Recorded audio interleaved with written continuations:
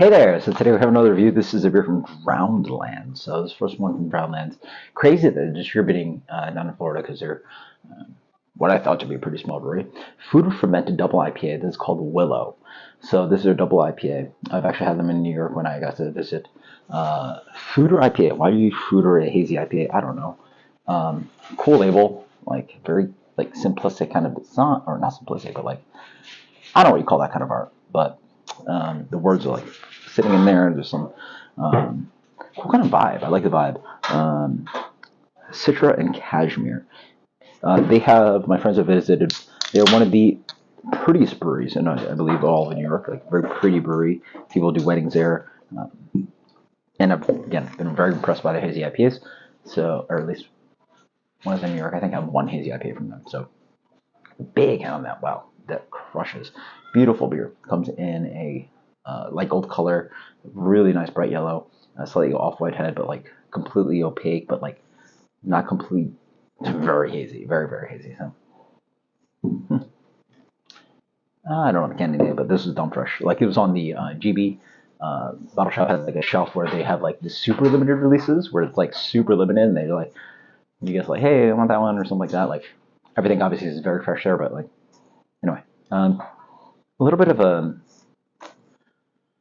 almost like a minerality, if you want to notice, but obviously it's hazy IPA, so it's like citra, juicy, blah blah, like mangoes, pineapples, bright orange flavor, very standard, aromatics, a little bit of green myrcene character,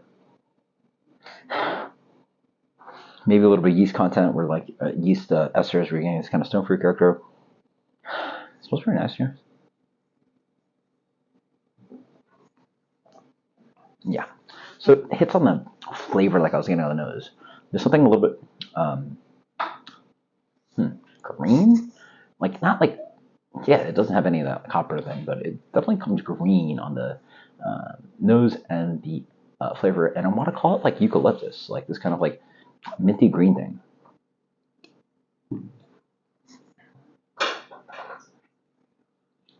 I want to slightly confirm that.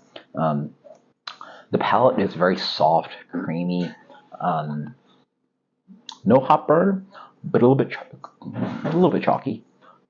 I should wait more chalky, but not too offensive. Again, the combination chalky and green is like too intense, but a little bit chalky. Very creamy beer though. Wow.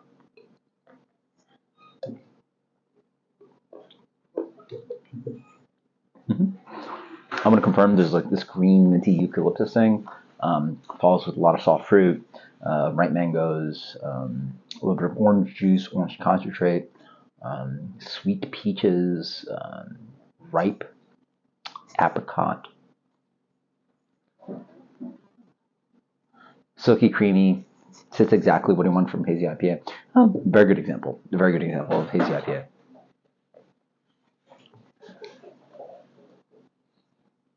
As you wait more, a little bit of like light aqueous quality that I like in the palate, where it's not completely sludgy, right? There's that kind of like oat cream, pale malt character, a little bit doughy, but it does have that kind of like wateriness to it, despite being double IPA, right? What you want is with that kind of like balance and fight of like sludgy, thick, creamy double IPA, but also drinkability, right? You don't want it to completely like saturate the palate where it's like sticking too much. Attenuation is important, obviously. Um, well, obviously, I think these beers are generally the best examples. Generally attenuated pretty high for IPA, like ideally like double IPA or New England double IPA is the highest residual sweetness, so lowest amount of attenuation here, right? To make them great. And this is somewhere around there, right? Mm, very good. Great drinkability. This is really what smacks like. It's dumb drinkable for 8-1. It really drinks like a solid 7. What I guess 7 or sim 5, not a full 8. That's the nuances we're looking at, right? Like, having so many of these hazy IPAs, like like the drink that you focus on. Oh well, that tastes like this tastes like this, and I guess eventually after like hundreds of beers, you eventually like figure out where the alcohol is, right?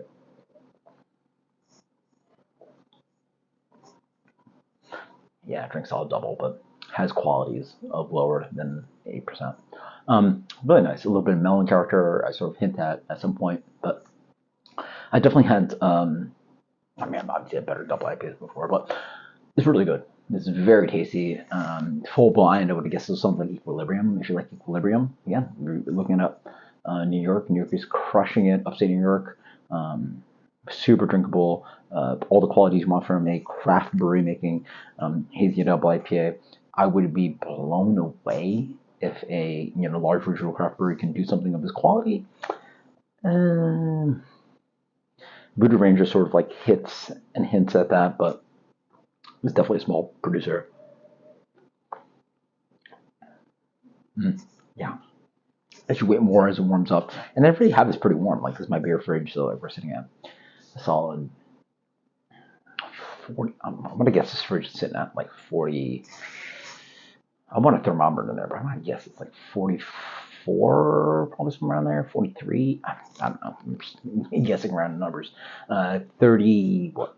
38 is probably my fridge. That was something higher than that. Or I think my fridge maybe. Yeah, 38. This is probably a 45. Let's say 45. So. Really, really tasty, drinkable. Not blow your socks off, but the drinkability is so high. Like it's so important. Like there's so many components where like the aromatics and flavors can really punch, but you have to have a full package, and it does come off a little lingering.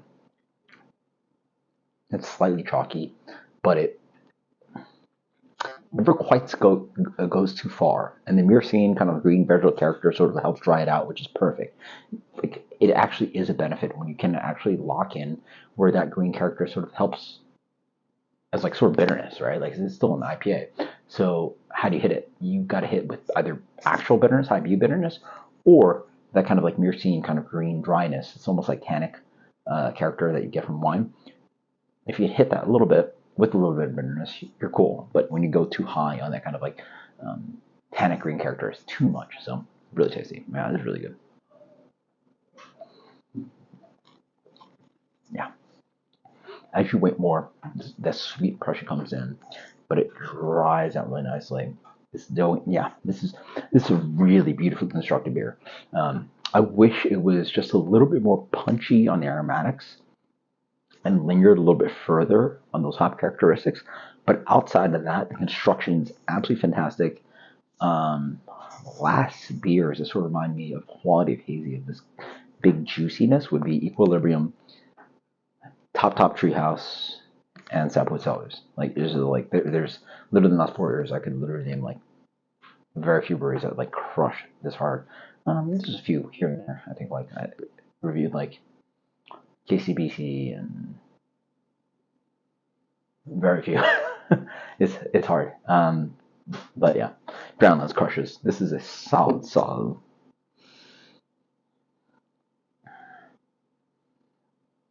I'm really not into hazy these days.